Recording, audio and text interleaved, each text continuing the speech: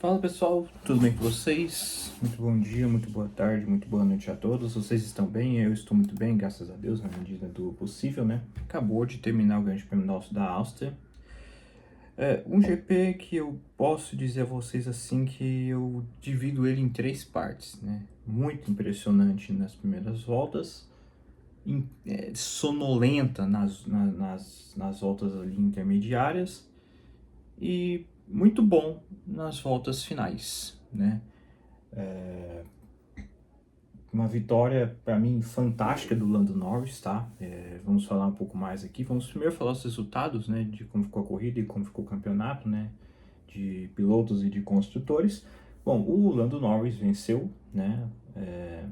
O Piastri ficou em segundo, Leclerc em terceiro, Hamilton em quarto, Russell em quinto, Lawson em sexto, Fernando Alonso em sétimo, Gabriel Bortoleto, né? Vamos falar dele também, né?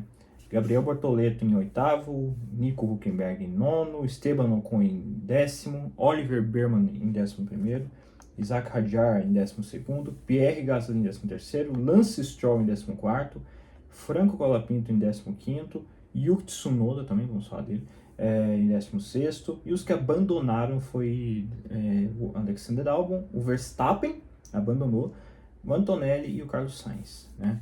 No campeonato, nossa, cara, eu odeio esses anúncios que tem aqui, cara, de verdade. Esses anúncios é de doer, velho. Meu Deus do céu.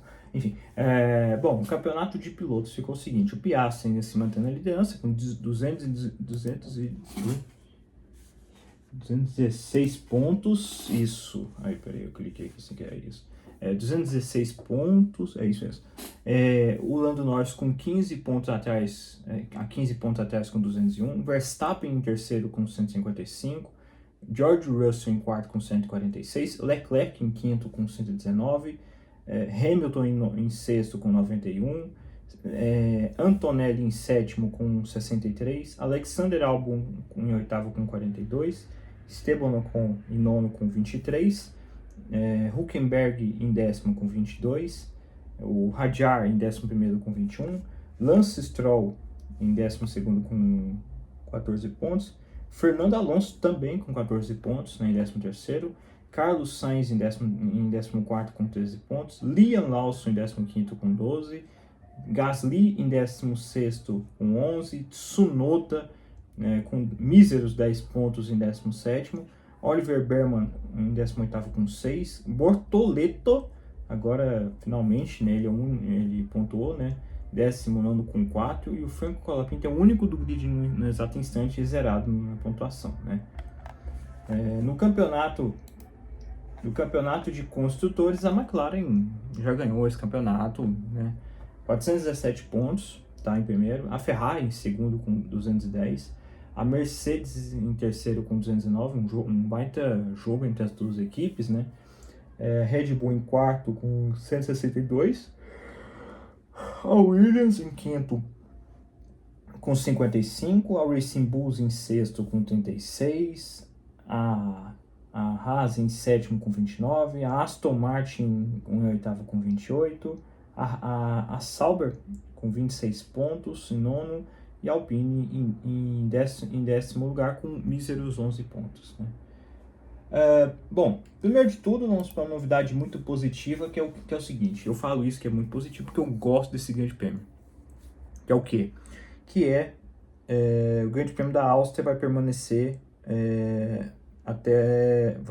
renovou até 2041. Eu falo isso com uma certa alegria, porque eu gosto desse...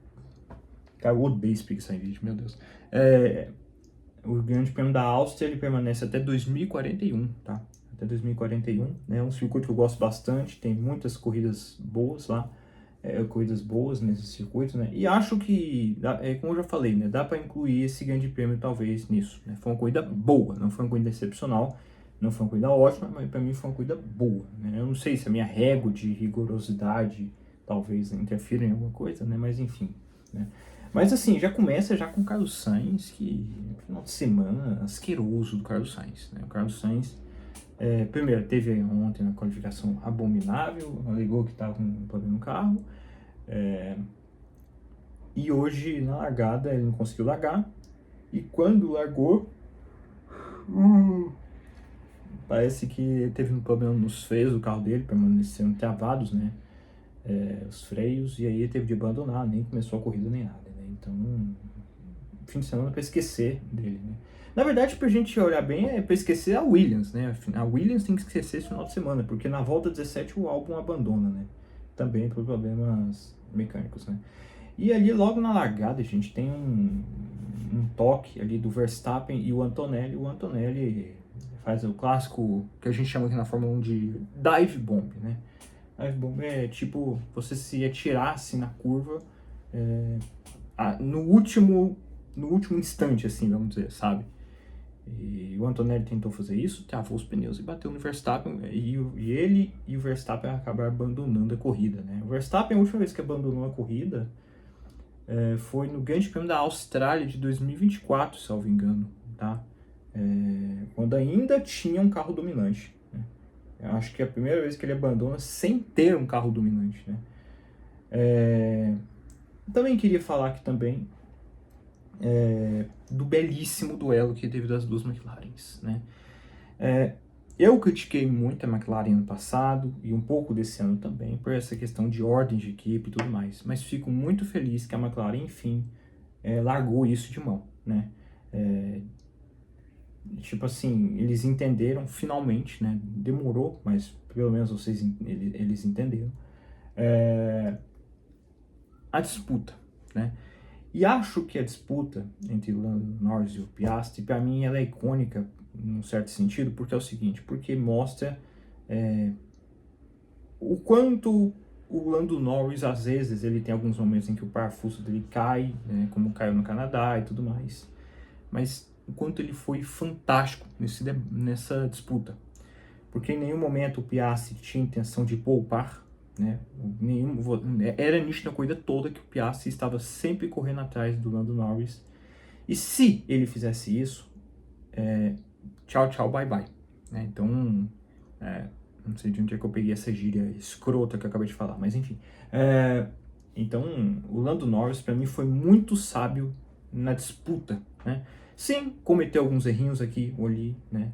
Mas é inegável que se há uma maneira para sair de um GP do Canadá, onde o cara se sente um idiota completo, igual muito provavelmente ele se sentiu de causar aquele acidente ridículo que ele causou com o Piastri no Canadá e tudo, se há uma maneira, se há um final de semana onde você possa demonstrar isso em um final de semana de corrida, é exatamente esse jeito que você tem que ser.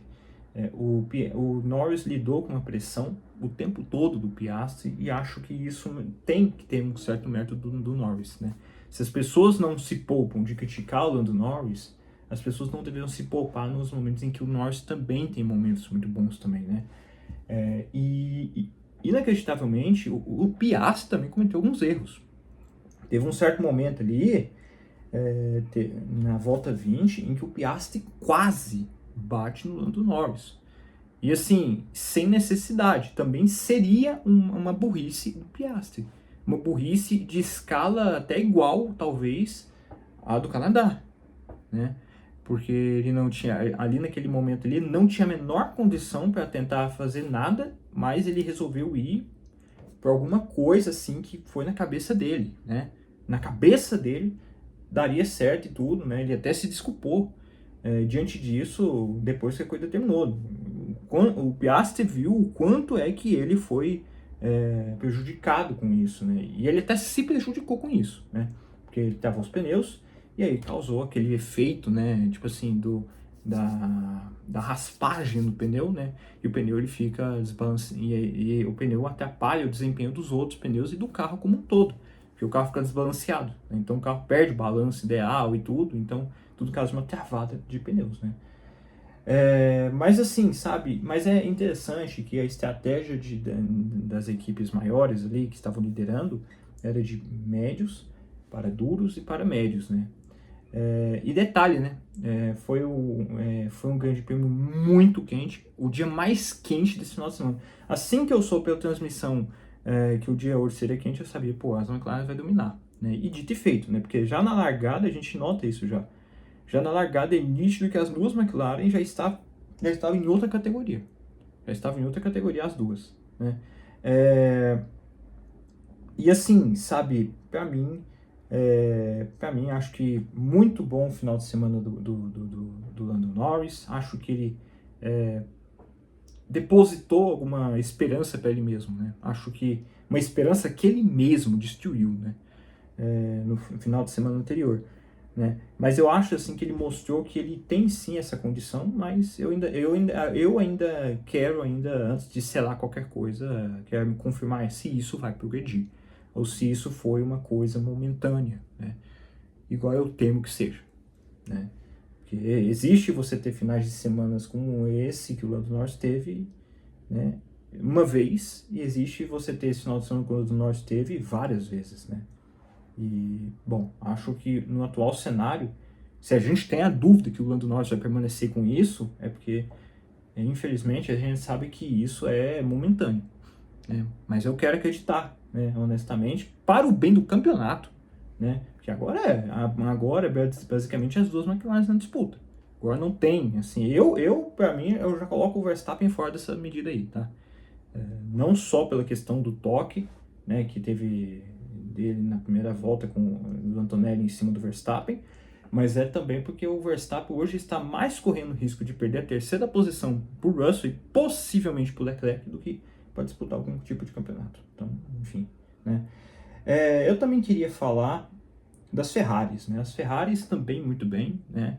Eu acho assim que foi um final de semana bastante equilibrado assim das duas Ferraris, as duas Ferraris tendo um bom ritmo. O Hamilton conseguindo até andar a certo momento ali mais próximo do Leclerc e tudo mais. Isso é uma coisa boa, né, pro Hamilton e tudo, né? Mas acho assim que e inclusive o Leclerc teve alguns momentos na corrida em que ele teve ritmo até igual aos da McLaren, né? Então mostra que a atualização, eu quero acreditar, eu espero, né, tomara que sim, que não seja algo momentâneo, né, uma circunstância de pista, né, porque é como eu falei do caso do Lando Norris, né, existe a questão de ser algo momentâneo e existe algo que é padronizado, né. Eu espero honestamente sim que a Ferrari tenha esse desempenho padronizado, porque se for momentâneo não basta, né. É que nem a Mercedes se tiver um dia calorento igual teve hoje lá na Áustria, lá, olha a Mercedes terminou a corrida, olha isso, cara, a mesma Mercedes que dominou muito bem, assim, as McLaren no Grande Prêmio do Canadá, no final de semana anterior, foi a mesma equipe que tomou um minuto um minuto em relação às McLaren. O George Russell em P5 terminou a 62 segundos, gente. Um minuto. Uma pista inteira. E a pista é 1 minuto e 10 ali, vai, de ritmo, sei lá, sabe? Então, é muita coisa, gente. É muita coisa. Então, assim, a gente vê que é algo momentâneo. A Mercedes andou bem, só que foi momentâneo. Então, vamos ver se a Ferrari vai se manter assim, de forma padronizada, ou se é momentâneo, né? A Mercedes simplesmente não pode ver sol nos finais de semana, porque senão ela some do mapa, né? Eu também queria falar também do Bortoleto, né? Bortoleto extremamente bem, né? Eu acho que foi uma excelente corrida. Finalmente ele conseguiu converter o sábado no domingo, né? Ele conseguiu com toda certeza converter, né? Eu acho assim, ele foi escolhido até piloto do dia e tudo, né? Acho que merecido. Muito embora eu acho que para mim piloto do dia deveria ser, não sei, eu não acho assim que deva ser ele, mas a gente tem que falar que foi algo perfeito que o Bortoleto fez esse final de semana. Um resultado muito sólido, né? Ele teve inclusive até um duelo ali com o Alonso, né, o seu empresário, nas últimas voltas e tudo mais. Foi algo muito bom de se ver. Assim, foi uma corrida assim, basicamente disso, né, de muitos duelos e tudo, individuais ali e tudo, né? Só que não valia para muita coisa, né? Só que não acrescentava para tanta coisa assim, né? Então, para mim, mas voltando ao Bortoleto, para mim, excelente final de semana. Tomara que isso se padronize, né? Tomara que isso também não se torne algo momentâneo, igual outras coisas que já citei. Eu também queria falar também sobre sobre o termo retardatário. Esses caras, talvez pela questão assim de justamente de haver muitos duelos nessa pista, porque é uma pista que permite isso. Muitas vezes a gente ficou ocultado de ver de uma corrida mais emocionante e coisa do tipo, justamente por culpa dos retardatários, né? E nesse final de semana teve muita gente, muitos retardatários aí que quase estragaram a corrida dos líderes, né? E aqui eu seleciono um momento em especial na volta 53, o Piastri que é quase esmagado pelo Colapinto. Esse piloto que pouco a pouco está se mostrando um piloto, não sei, que para mim não está provando nada. Que prova por A mais B que 2 mais 2 é igual a 4, ou seja, provando o óbvio, né? Provando que não é essa coisa toda igual se cogitava no ano passado e tudo, essas coisas. Então, para mim, eu acho assim, e inclusive ele foi até punido em 5 segundos por conta disso. Eu achei muito pouca punição, inclusive.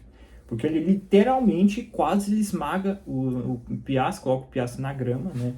Quase que o Piastri tem uma coisa prejudicada, né? E eu critico isso por quê? Porque talvez isso tenha sido algo que até atrapalhou uma eventual disputa do Piastri e do Norris, né?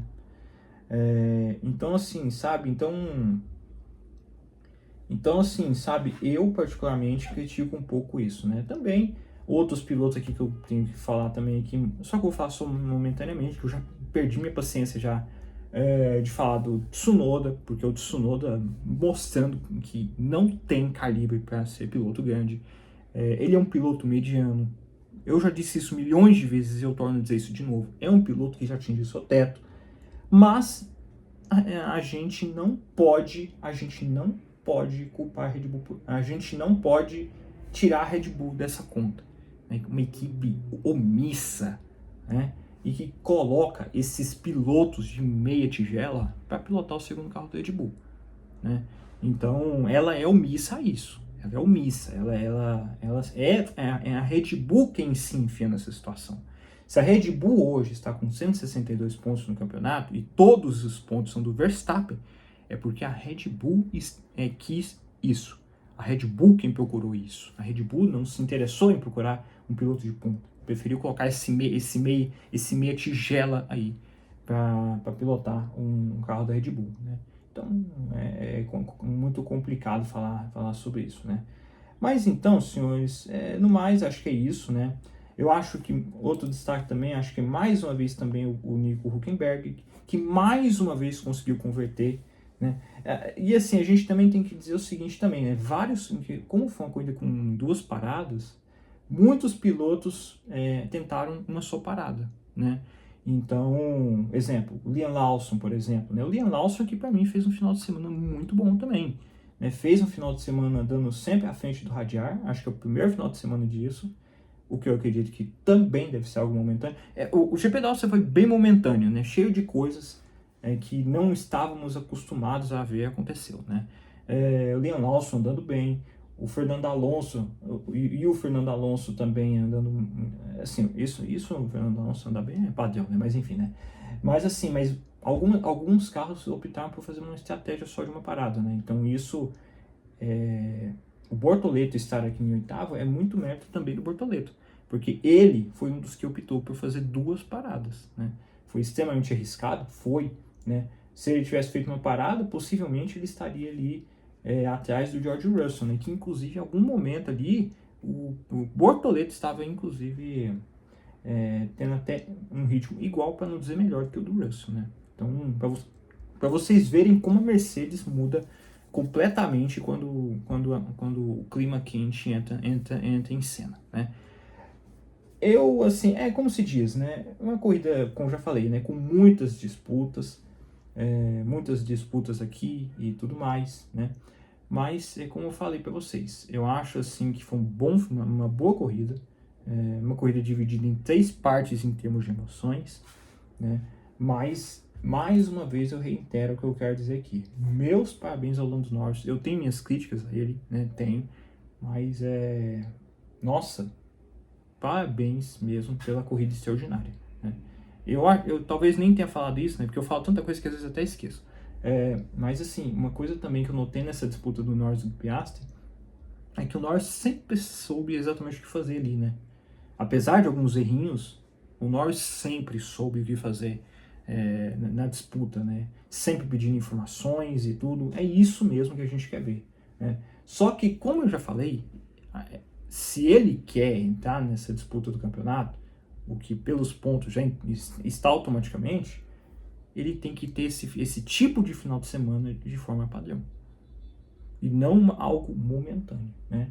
Então, é um GP que mostra muitas coisas momentâneas, algumas e várias delas a gente espera que se torne padrão, né? Que se torne recorrente de agora em diante no Grande Prêmio da Áustria, né? Inclusive, outra coisa momentânea também é o Verstappen abandonar, né? Que vai uma constatação. Mas é isso aí, senhores. Acho que não tenho muito mais o que dizer, né? Uma boa corrida mesmo, né? Como eu falei, não é ótima, não é espetacular nem nada, mas assim, se a gente for dividir a corrida em três cenas, eu diria que foi uma corrida muito boa, tá? Mas é isso aí, senhores. É isso, acho que eu tenho a dizer aqui. Talvez falte alguma coisa ou outra, né? Enfim, não sei. Mas acho que é meio que isso mesmo, tá? Então eu espero que vocês tenham gostado aí do que eu achei da corrida, né? Meus parabéns ao Bortoleto, pelos primeiros pontos e tudo, né? Acho que, inclusive, é a primeira vez desde Abu Dhabi 2017, e já ia 8 anos atrás. 8 anos atrás. Que um brasileiro não pontuava, né? Então, né? Que tomara que isso se torne recorrente ao nosso querido Gabriel Bortoleto, tá? Então é isso aí, senhores. Então é isso aí que eu tenho a dizer para vocês sobre o final de semana do Grande Prêmio da Áustria. No próximo final de semana já é o Grande Prêmio da Inglaterra, tá? Então é isso aí, um fortíssimo abraço a todos e falou, pessoal, é nóis.